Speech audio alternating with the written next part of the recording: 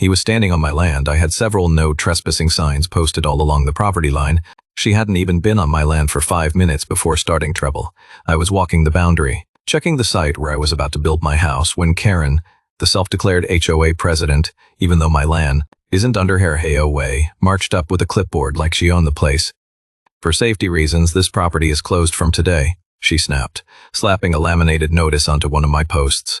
I read it twice, just to make sure I wasn't losing my mind. According to her little piece of paper, the land I bought and was preparing to build on was now off limits to anyone not in the HOA, which was ridiculous considering their subdivision sat half a mile away. They'd been cutting through nearby dirt roads for years.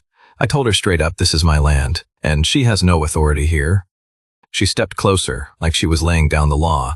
From today, no one enters without HOA approval. Behind her, 2 men in neon vests unloaded orange cones from her SUV. It was obvious they weren't county workers. "Karen," I said, "you're trespassing." She smirked, then called the cops. I already did.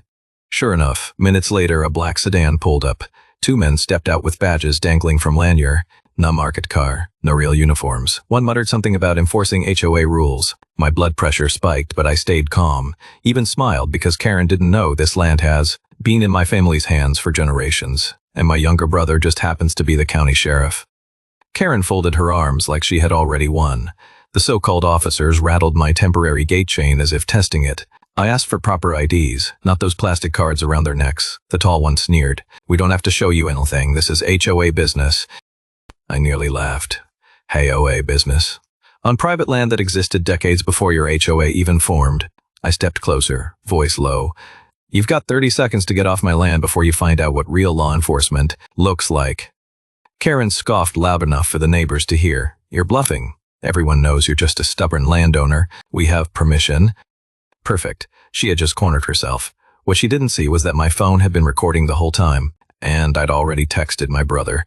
2 minutes later, a patrol truck came barreling down the road, dust trailing behind. The fake cops didn't notice until the siren chirped once. My brother stepped out in full uniform, one hand on his belt, the other holding county records. He looked straight at Karen.